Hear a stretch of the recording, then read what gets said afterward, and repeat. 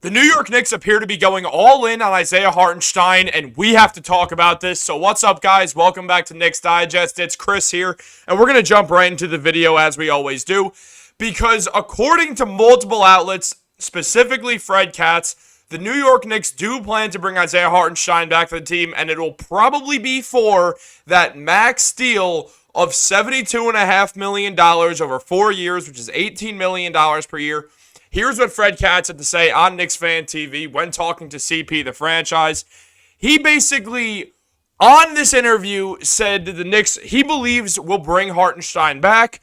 There is a world where other teams with cap space could really shell out a ton of money for Hartenstein, where in that case, the Knicks would lose out on him, since the max the Knicks can offer is the most of their early bird rights, which is $72.5 million, which is around $18.12 million per year. Now, there could be some rights on there. There could be a way the contract is allocated.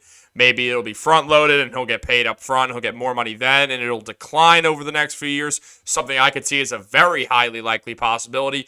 They could backload it and do the exact opposite and have the final few years, he's getting paid more than his first season with the Knicks.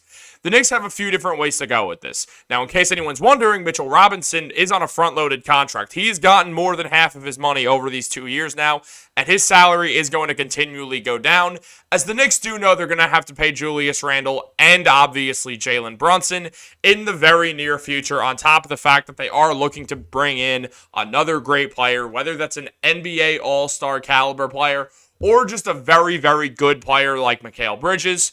The Knicks have options. They want to use their money while they have some. So the most they could offer Hartenstein with bird rights would be $18.125 million per season, or an average of that. And it is interesting because, I think they have to bring him back. I don't know if he's as good as Mitchell Robinson, but he's more reliable than Mitchell Robinson is, because Mitch these last few years has dealt with injuries consistently. Twice this year, his season got ended because of a stress injury. And then a few years prior, he wasn't healthy, and it threw the Knicks off, and they got demolished by the Hawks. The Knicks have had a lot of Mitchell Robinson injury problems over the past few seasons, and as good as Mitch is, you can't really rely on him to stay fully healthy, especially if he's playing starter-level minutes and that many games.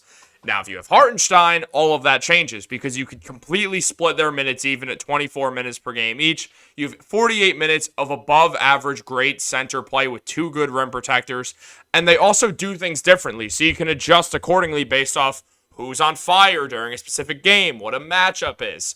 Like, in that first game of the playoffs when the Knicks beat the 76ers, Hartenstein started, but Embiid was just beating him up. He was bigger than Hartenstein. He was working it inside. He was muscling him. He was getting him on fakes. And the reason is, Mitchell Robinson is a better defender than Hartenstein, and they threw Mitch in, and Mitch played 30 minutes because he was able to guard Joel Embiid and give Joel Embiid some hell that Hartenstein couldn't do. Now, there's a ton of moments where Mitch gets played off the court and Hartenstein has to come in, and he's the better option. Now, if the Knicks can keep both of these guys, this would be an excellent move because you just get a lot of high-caliber center play, and it's very clear that the New York Knicks love Hartenstein. Now, Bleacher Report talked about it also. The early bird rights mean that the Knicks can offer him the 4 years, $72.5 million, which, as Bleacher Report believes, should be enough to keep him in New York, and it might not even take that much. Now, it would be awesome because Bobby Marks mentioned it a few months ago that he expects Hartenstein to get around $14 million per year.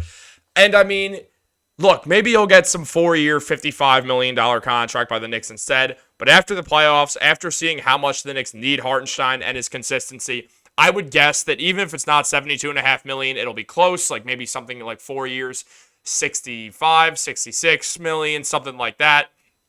I think the lowest possible chance the Knicks have is 4 years, $60 million, give him 15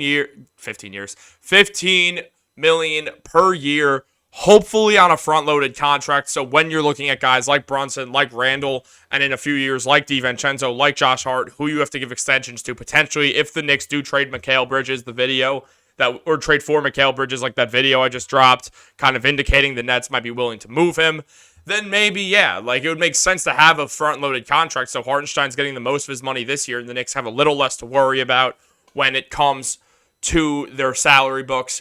But also, I've repeated the same thing a million times. The Knicks have Brock Aller. People do not realize how good Brock Aller is at his job, and I am going to sing it from the rooftops. The guy is a cap wizard. That is why he's here. He just absolutely knows how to work a salary cap. Leon Rose loves him. The Knicks are known for having one of the biggest analytics departments in the NBA, if not the biggest, and stuff like that. Well, first of all, that analytics department is led by Brock Aller, but stuff like that has been what has made the Knicks so good and what has made their contract situations so good. The Knicks are in a great position contractually. I don't know if that's a word, but I'm keeping it, where they have a chance to pay Mitchell Robinson what's going to be like $14 million per year over the next 2 seasons for him to be the best offensive rebounder in the league and one of the most dangerous defending centers in the NBA, while also having what's not even insurance in Isaiah Hartenstein. What's an elite role-playing center in Isaiah Hartenstein. He's not an all-star. He's probably never going to be an all-star, but he is an elite role player. He's one of the best role players in the NBA. I refuse to believe otherwise.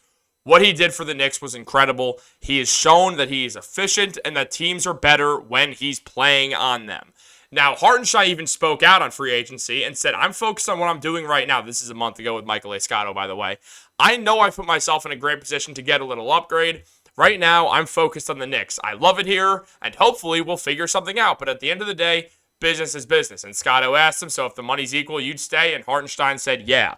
Now, also, I don't know if you guys watched the Roommates podcast with Jalen Brunson and Josh Hart, but they did have Hartenstein on a couple months back, and they were kind of joking about how Hartenstein's about to get paid. And they're all just laughing about it, having a good time, knowing that he is, because Hartenstein fully deserves to get that contract upgrade from what the Knicks initially gave him on that 2-year deal 2 summers ago.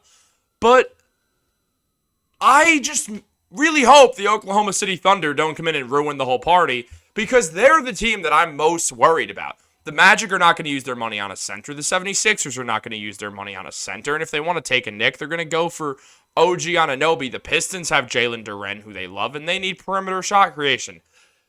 Outside of that, there's the Jazz, who love Walker Kessler. The only team with money that we really have to worry about is the Oklahoma City Thunder. And yeah, maybe they'll pick up Hartenstein. I don't know if that makes the most sense when you could get Steven Adams in some trade where you're getting nothing, or, I don't know, sign Drummond to a 2+1 for what's a total of like $16 million per year. I just do not think that they're going to go for Hartenstein, because that'd be kind of a waste of money, as good as Hartenstein is, like, to pay a backup center that much.